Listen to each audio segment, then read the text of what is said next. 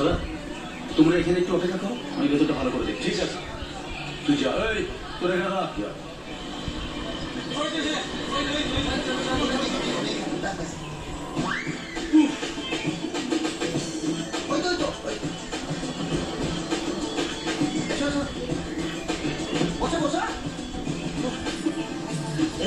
Follow করেনি তো? Follow করো না, যা যা যা। এই শোন, তুই এখানে চুপচাপ বসে থাক, আমি ভেতরে গিয়ে দেখে আসি সব ঠিক আছে। ঠিক আছে যা। এই মনে হচ্ছে এটা ভাগমভাগ কেস। এনে একটা বাজেট করে চলতে হবে। খাবে জানি দিন খাবে মাংকুয়া কারেক্ট লাইন আছে, একটু হিসাব করে চলতে হবে তো। ভেতরে জিজ্ঞেস করছে মেয়ের বাড়ি থেকে কেউ এসছে কিনা। বল, ওরা মেয়েকে খুঁজতে গেছে, বল। এই যে মেয়েটা কাঁদছে কেন? ওর হতভাগা বাবার জন্য। সালা টাকার কুমির, এদিকে বললে এখন পুরো ইঁদুর ছাড়ানো। ওই বাবার জন্য আবার কাঁদছে। কি বলবো কাকু, আমি অটো চালাই বলে মেয়ের সঙ্গে আমার বিয়ে না। ভাবুন প্রত্যেক দিন 50 টাকা তেল পুড়িয়ে প্রেম করেছি, সেটা ফালতু। তোমার বাবা তোমায় কি খাইয়েছে? পুঁটি মাছের ঝোল, আর আমি 80 টাকার বিরিয়ানি খাওয়াবো, বুঝেছ? এসব বাবাদের কি করতে হয় জানেন? মোবিলে চুলে আর পোড়ালো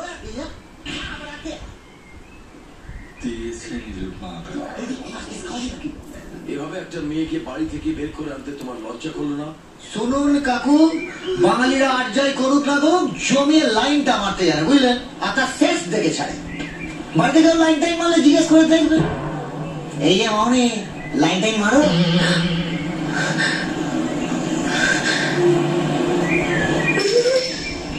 এইটা নিল টাঙ্গালে। প্রেম সীমার বাবা জানতে পেরে গেছে তুই ওকে নিয়ে পালিয়ে গেছিস। ওর আত্মীয় স্বজনরা সব খুঁজছে। এই আত্মীয় স্বজন করে না যত রক্তের গোড়া, এরা ওই পাপ ফেলে না মেয়ের বাবাগুলোকে ফোলা। কি উচিত জানেন? এইসব বাপগুলো না মাথায় বরফ চাপিয়ে নিচে সত্যি আগুন লাগিয়ে দাও। Sorry sorry sorry sorry sorry darling, আসলে বিয়ে বলে না খিস্তি দিতে পারছি না। সালা খেয়ে দেয় কোনো কাজ নেই, গাড়িতে তেলে ভরে মেয়ে খুঁজতে বেরিয়ে পড়লাম। আরে বাবা, কারুর না কারুর সাথে বিয়ে দিবি নাকি? আগে পিছে না ভেবে একটা মেয়েকে বাড়ি থেকে বের করে নিয়ে কোথেকে এত সাহস পাও তোমরা? কেন? বন্ধুদের কাছ থেকে। প্রেমের রং ধরানো থেকে পাকানো পর্যন্ত পুরোটা ওদের দায়িত্ব। আপনি শুধু একটা মেয়েকে দেখিয়ে বলে দিন ওকে তুলতে চাই, ব্যাস আপনার দায়িত্ব শেষ। ওরাই তুলিয়ে দেবে, বুঝলেন?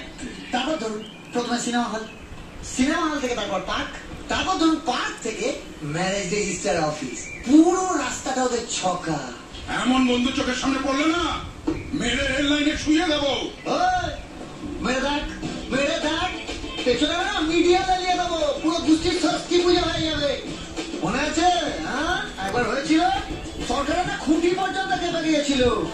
তারপর থেকে না প্রত্যেক দিন একটা করে না বাড়ি থেকে পালাচ্ছে। হ্যাঁ, কেউ কিচ্ছু করতে পারবে না। তোমার কি বিবেক মনুষ্যত্ব বলে কিছু নেই? একটা মেয়েকে নিয়ে পালিয়ে এলে, তুমি তাকে নিয়ে সংসার করার স্বপ্ন দেখছো, ওদিকে তার বাবা দিনের পর দিন চোখে জল ফেলছে।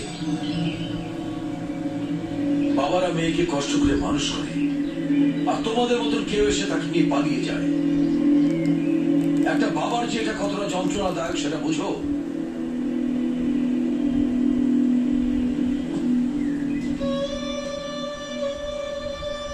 তুই অন্তত বুঝবি না। দাদা, কি রে?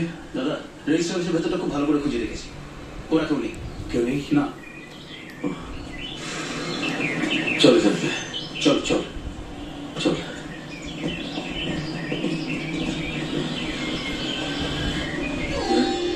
চল।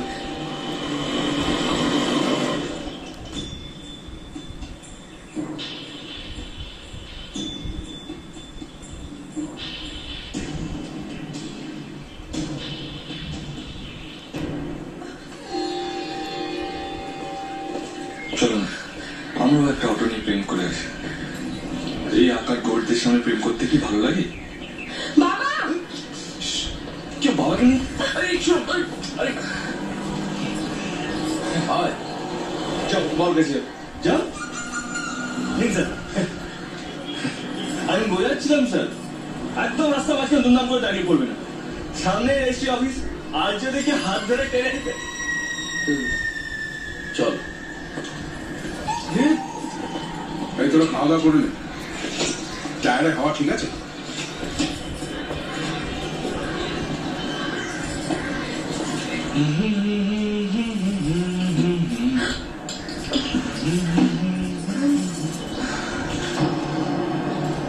কি মারলি?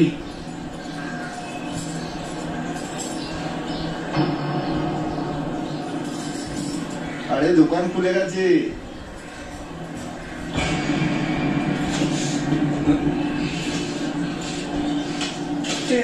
এইগুলো খাও আমি বলেছিলাম না মুখ দেখে কথা বলবি কথা বলার সময় অন্য কিছু দেখাবি না অন্য কিছু দেখাবো কেন দেখলি খেতে চাইছি বলে মারলো আমার নুন খান না। নুন খাবো বল কি খাবি বল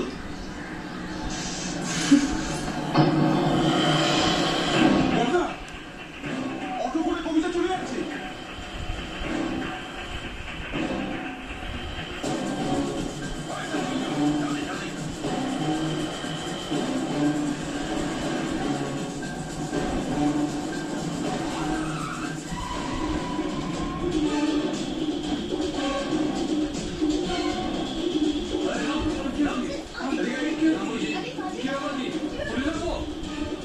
সরি আমাদের ভুল হয়েছে। আপনারা শুনেছেন প্লিজ যা রক্ত সব গাড়ি তোর যা অফিসে আমি বিরক্ত করা চলো যাও চলো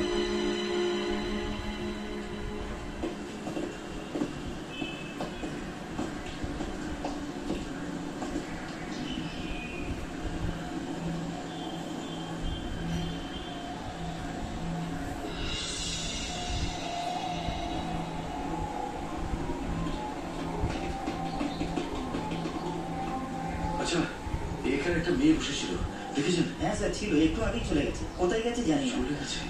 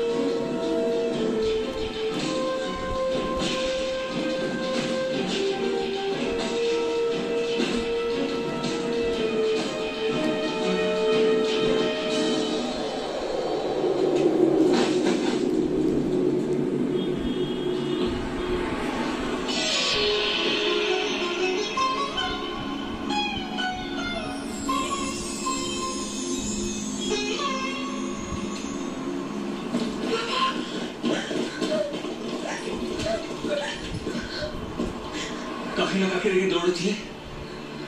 এটা আপনার এলাকা নয়, এটা কলকাতা। এখানে যে কোনো সময় বিপদ ঘটে যেতে পারে।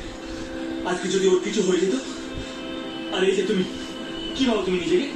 বাবার সঙ্গে থাকতে পারো না? আজকে তোমার জন্য কে দায়ী থাকতো?